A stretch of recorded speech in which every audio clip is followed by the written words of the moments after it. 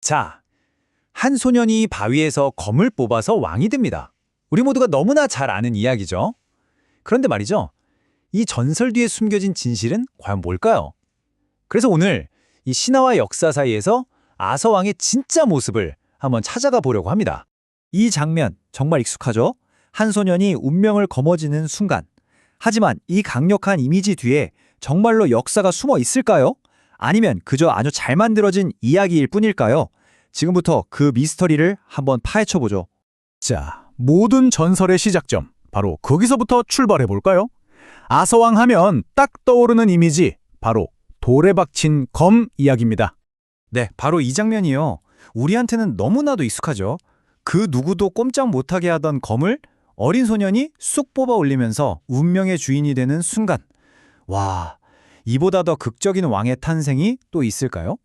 하지만 이토록 낭만적인 이야기 뒤에 혹시 숨겨진 역사적 실마리 같은 건 없을까요? 자, 그럼 이제 이 신화의 커튼을 한번 걷어내볼까요? 이 전설을 아주 현실적으로 설명할 수 있는 몇 가지 놀라운 가설들이 있거든요. 놀랍게도 이 신비로운 장면에 대한 꽤 현실적인 설명이 세 가지나 있습니다. 첫 번째는요, 바로 대장장이의 모루 가설이에요. 이게 뭐냐면 옛날 대장장이가 뜨겁게 달군 쇠를 모루에 꽂아 검을 만들고 그걸 다시 뽑아내는 모습이 마치 돌에서 검을 뽑는 것처럼 보였다는 거죠. 두 번째는 스코틀랜드 왕의 대관식에 쓰였던 운명의 돌에서 아이디어를 얻었다는 설입니다. 왕의 정통성을 상징하는 돌과 검의 만남이라니 그럴듯하죠. 그리고 마지막, 이게 어쩌면 가장 흥미로운 가설일 수도 있는데 바로 오역이라는 겁니다. 그러니까 원래는 종교적인 권위를 상징하던 베드로의 검이라는 말이 시간이 흐르면서 발음이 비슷한 돌에 박힌 검으로 잘못 전해졌을 수 있다는 거예요. 정말 흥미롭지 않나요? 자, 이제 검에 대한 미스터리는 어느 정도 살펴봤으니까 이제 그 주인, 바로 아서왕 본인에게로 한번 가보죠. 과연 그는 신화 속에만 존재하는 인물일까요? 아니면 실제로 역사의 한 페이지를 장식했던 왕이었을까요? 자, 이 타임라인 한번 보세요. 여기서부터 진짜 미스터리가 시작됩니다. 아서가 활동했다는 5세기 기록에는 놀랍게도 그의 이름이 어디에도 없어요. 심지어 당시에 있었던 아주 중요한 전투를 기록한 수도사조차 아서에 대해서는 한마디도 하지 않죠. 그의 이름이 역사책에 처음 등장하는 건 무려 400년이나 지난 후고요. 우리가 아는 영웅의 모습이 완성된 건 600년도 더 지난 뒤의 일입니다. 이 엄청난 시간의 공백, 이걸 대체 어떻게 설명해야 할까요? 바로 이 문장이 지금 우리가 마주한 딜레마를 정확히 짚어주고 있어요. 그러니까 아서는 원래 신화 속 인물이었는데 나중에 역사적인 인물처럼 포장된 걸까요? 아니면 원래 역사 속에 평범하게 존재했던 인물이었는데 세월이 흐르면서 이야기가 점점 커져서 슈퍼히어로가 된 걸까요? 그래서 학자들이 몇몇 실존 인물들을 이 사람이 진짜 아서 아닐까 하고 지목하기도 했어요. 로마 스타일의 지휘관이었다? 아니다. 웨일스 지방의 왕이었다. 뭐 여러 사람이 거론되죠.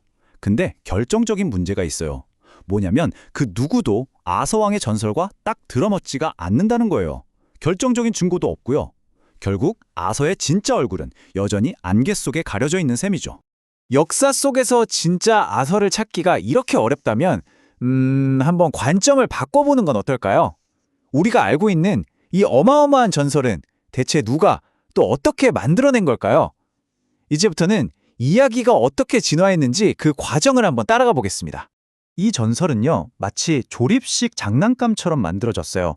모든 건 웨일스 지방의 옛날 이야기에서 시작돼요. 여기서 아서는 그냥 엄청나게 힘이 센 전사 정도로 등장하죠. 그러다가 9세기에 넷뉴스라는 작가가 이 인물한테 전투 지휘관이라는 직함을 주고 12번의 위대한 승리라는 엄청난 업적을 붙여줍니다. 그리고 12세기에 몬머스의 제프리가 결정타를 날리죠. 마법사 멀린, 귀네비어 왕비, 그리고 유명한 검 엑스칼리버까지. 지금 우리가 아는 이야기의 뼈대를 이때 거의 다 만든 거예요. 마지막으로 프랑스의 시인 크레티엔 드 투로아가 여기에 로맨스를 더합니다. 기사 랜슬롯과의 사랑 이야기, 그리고 성배를 찾는 영적인 모험까지 추가하면서 드디어 우리가 아는 아서왕의 전설이 완성되는 거죠. 정말 여러 사람이 수백 년에 걸쳐서 쌓아올린 거대한 성 같아요. 그쵸? 진짜 놀랍지 않아요? 역사의 어딘가에 희미하게 존재했을지도 모르는 한 전사가 불과 몇 세기 만에 한 나라의 영웅이 되고 또 낭만적인 왕, 심지어는 신앙심 깊은 기사의 모습으로 다시 태어났다는 게 말이죠. 이게 바로 이야기의 힘인 것 같아요. 자, 이제 거의 다 왔습니다. 마지막으로 정말 중요한 질문을 던져볼게요. 아서왕이 실존 인물이든 아니든 왜 이 이야기는 지금까지도 우리에게 이렇게 큰 영향을 미치는 걸까요? 그 이유는 아서가 그냥 왕이 아니라 바로 문화 영웅이기 때문입니다. 문화 영웅이라는 건요, 한 사회가 가장 중요하게 생각하는 가치들을 한 몸에 담고 있는 상징적인 인물이라는 뜻이에요. 우리는 아서를 보면서 용기, 정의, 충성심 같은 우리가 바라는 이상적인 모습을 떠올리는 거죠. 그리고 이렇게 이상적인 이미지는요, 종종 아주 강력한 정치적인 도구로 사용되기도 했습니다. 예를 들어 볼까요? 투더 왕조의 헨리 8세는 자기가 바로 아서 왕의 후계자라고 주장하면서 왕권을 다졌고요. 또 시간이 한창 흘러서 빅토리아 여왕 시대에는 대영 제국의 기사도 정신을 보여주는 상징으로 아서 왕을 다시 불러냈죠. 그러니까 전설은 시대가 필요로 하는 모습으로 계속해서 옷을 갈아입었던 거예요. 그렇게 왕들의 손을 거치면서 더 단단해진 이 전설은 이제 시대를 넘어서 우리 모두의 것이 됐습니다. 뭐 책이나 영화는 말할 것도 없고 게임이나 만화까지. 아서는 이제 시대를 초월하는 문화 아이콘이 된 거죠. 자, 그러다 보니까 우리가 처음 던졌던 질문으로 다시 돌아오게 돼요. 이 모든 걸 알고 난 지금 과연 그가 진짜 있었던 사람이냐 아니냐가 그렇게까지 중요할까요? 어쩌면 진짜 중요한 건 역사적 사실 그 자체가 아니라 이 이야기가 우리에게 주는 의미일지도 모릅니다.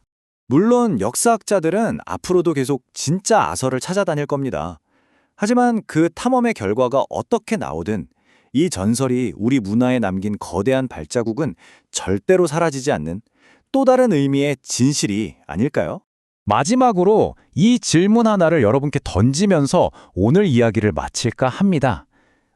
정말 만약에 아서왕이 실존 인물이 아니었다면 우리는 왜 1000년이 넘는 세월 동안 그의 이야기를 이렇게까지 사랑하고 또 계속해서 되풀이하는 걸까요? 어쩌면 그 답은 우리 마음속에 이미 있는지도 모르겠습니다. 우리에겐 언제나 아서왕 같은 영웅이 필요하니까요.